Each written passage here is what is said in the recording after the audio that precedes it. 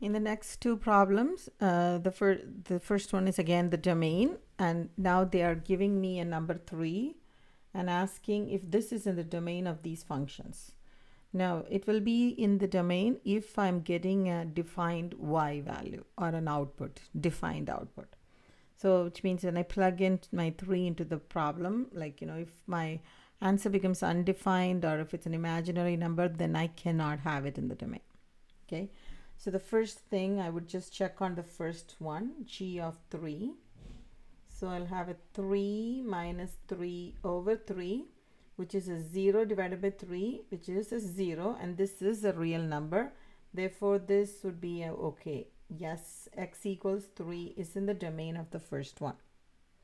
Okay. Now I would go and check my second. So where I have to go and find what h of 3 is. So square root of 3 minus 6, which is the square root of a negative 3. Since I have a negative, this is an imaginary number. Therefore, the conclusion is no, this is not in the domain. So this is not possible for this problem. Okay, because it's not a real output. It's an imaginary output. So the last one, again, I have to go find what f of 3 is. So this would be a 3 squared minus 3 times 3. 3 squared is 9. 9 minus 9 is 0. 0 is defined, so this is okay too. So the answer to this is in the first part, only the first one and the last one is possible. And these are the only two functions that will have 3 in the domain. 3 in their domain. Okay. Now the last part, the second part of the question I kind of answered here. For the functions from part A, that do have 3 in the domain, which would be g of x equals x minus 3 over x, and f of x equals x squared minus 3x.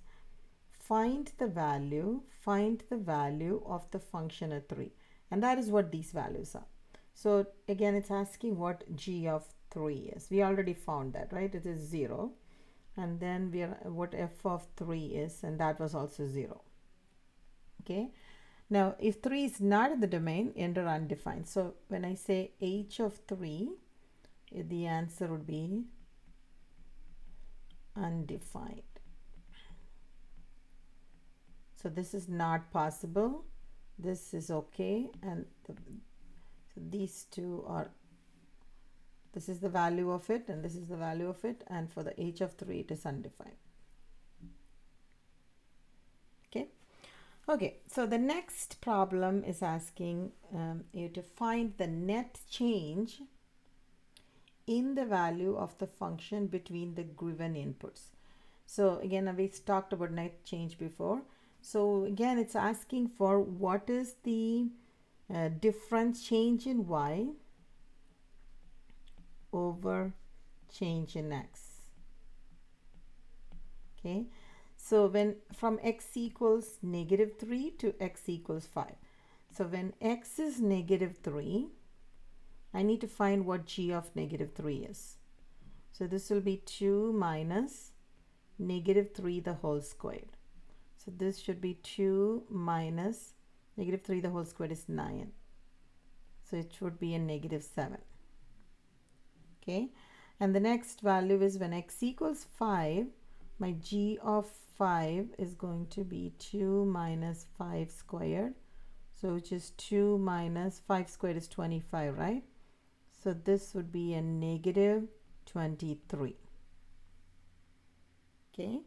Now I need to find what the change in y. So to find the change in y, I can take negative 23 minus negative 7.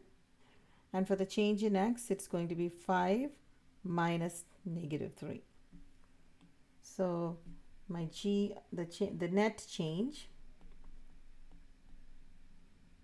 is equal to negative 23 minus negative 7 over 5 minus negative 3. This is going to be a 23, negative 23 plus 7 over 5 plus 3, right? I'll use my calculator here. It's been sitting here for some time. So negative 23 plus 7, this is my numerator, divided by 5 plus 3 is 8, right? So 8, which is negative 2.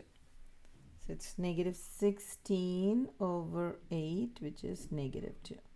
So yes, the answer to this problem is negative 2.